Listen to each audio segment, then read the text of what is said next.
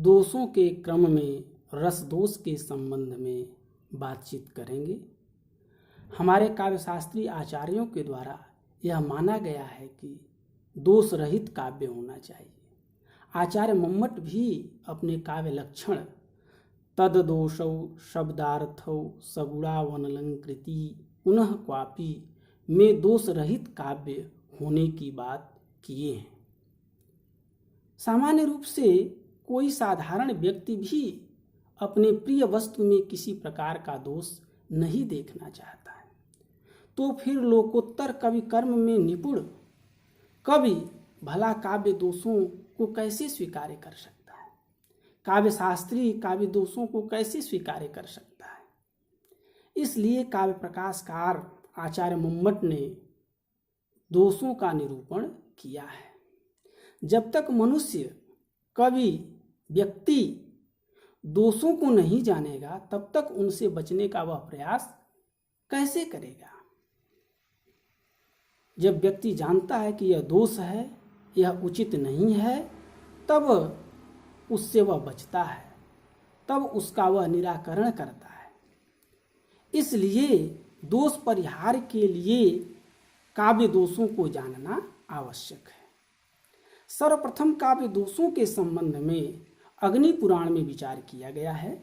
वहाँ कहा गया है कि उद्वेग जनको दोषः, यानी जिस काव्य रचना को पढ़ने से, सुनने से या लिखने से उद्वेग यानी ग्लानि उत्पन्न हो, क्षोभ उत्पन्न हो, वह काव्य रचना दोषयुक्त मानी जाती है। आचार्य मम्मट अपने काव्य प्रकाश के सप्तम उल्लास में काव्य दोषों की विवेचना विस्तार के साथ किए हैं।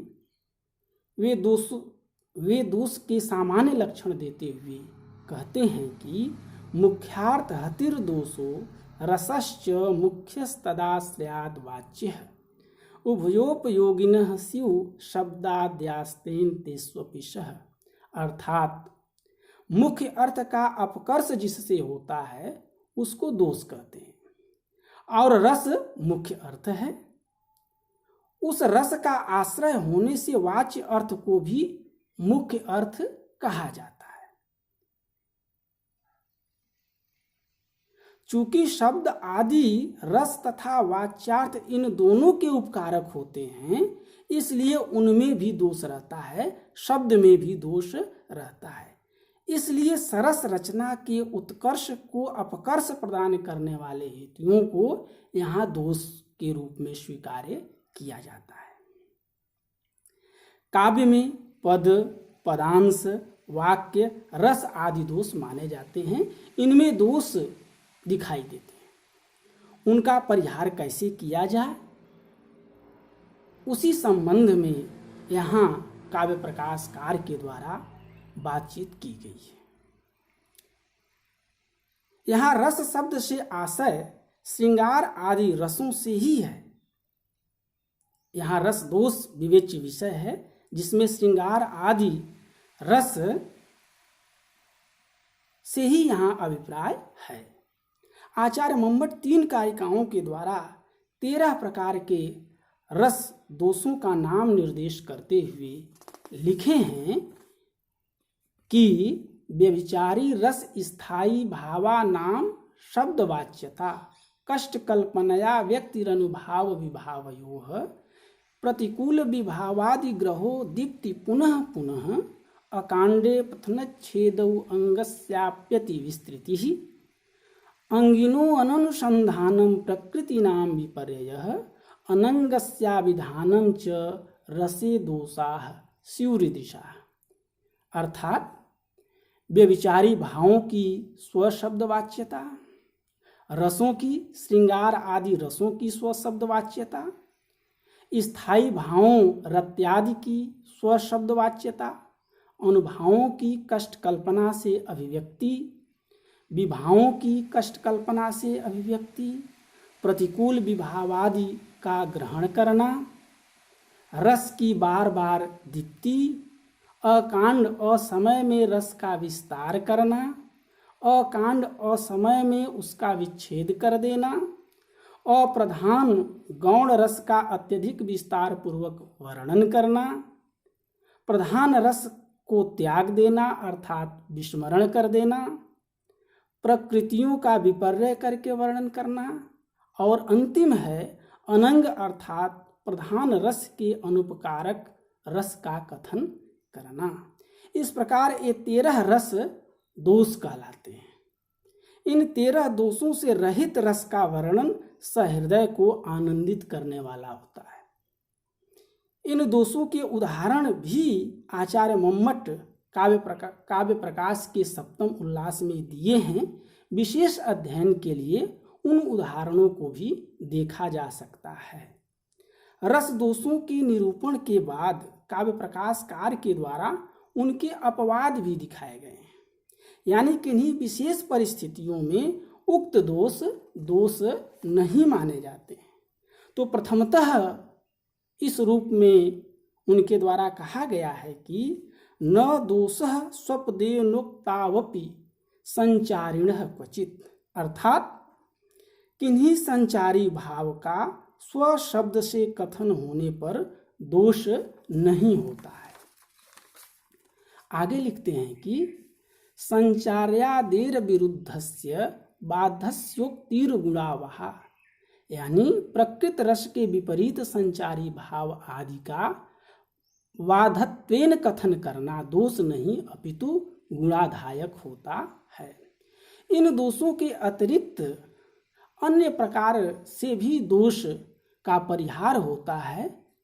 इस संबंध में आचार्य मम्मट के द्वारा कहा गया है कि आश्रयक्य विरुद्धो यह सकार्यो भिन्न संश्रयः रसांतरेणांतरितो नैरंतरेण यो रसः। जो रस आश्रय के ऐक्य में विरोधी हैं उसको भिन्न आश्रय में वर्णित करना चाहिए, और जो नैरंतर्य से विरोधी रस हैं उसको दूसरे अविरोधी रस से व्यवहित कर देना चाहिए। यानी कहने का भाव यह है कि जिन दो रसों का वर्णन किसी एक आधार को मानकर किया जाता है और उनमें विरोध होता है, तो उन विरोधी रसों के आधार को पृथक पृथक करने में विरोध समाप्त हो जाता है, तथा जिन रसों में नैरंतर्य सदा से दोष होता है उनके मध्य में अन्य रसों का वर्णन करने से भी दोष समाप्त हो जाता है। आगे पुनः दोष परिहार के संबंध में आचार्य मम्मट के द्वारा कहा गया है कि स्मर्यमाणो विरुद्धो अपि साम्येनाथ विवक्षितः अंगिन्यंगत्वमाप्तौ यौ तौ न दुष्टौ परस्परम, यानी विरोधी रस भी यदि स्मर्यमाण रूप में और साम्य से विवक्षित हो तो दोष नहीं होता है। इसी प्रकार जो दो विरोधी रसों का वर्णन भी है। आगे वे कहते हैं कि अंगांगी भाव से किया जाए तो भी वह रस दोष नहीं माना जाता है। इनके भी उदाहरण काव्य प्रकाश में देखे जा सकते हैं। यहाँ एक बात और महत्वपूर्ण है कि चतुर्थ उल्लास में प्रतिपादित रस अलौकिक होने के कारण उसका किसी से विरोध नहीं हो सकता है। अतः यहाँ प्रतिपादित रस दोष एवं परिहार से स्थायी भाव दोष अथवा स्थायी भाव दोष परिहार समझना चाहिए। इसी आशय को स्पष्ट करते हुए सप्तमोल्लास के अंत में आचार्य मम्मट लिखते हैं, गुणः कृतात्म संस्कारः प्रधानम प्रतिपद्यते प्रधानस्योपकारे ही यथा भूयसी वर्तते, अर्थात प्रधान अलौकिक रस का विरोध एवं अंगांगी भाव नहीं हो सकता है। अतः यहाँ रस शब्द से स्थायी भाव ग्रहण किया जाता है। इस प्रकार रस दोष काव्य शास्त्र का महत्वपूर्ण पक्ष है। सभी कवियों एवं काव्य शास्त्रियों को इन रस दोष को जानना आवश्यक है, जिससे इनके प्रयोग से वे अपने काव्य में बचें। धन्यवाद।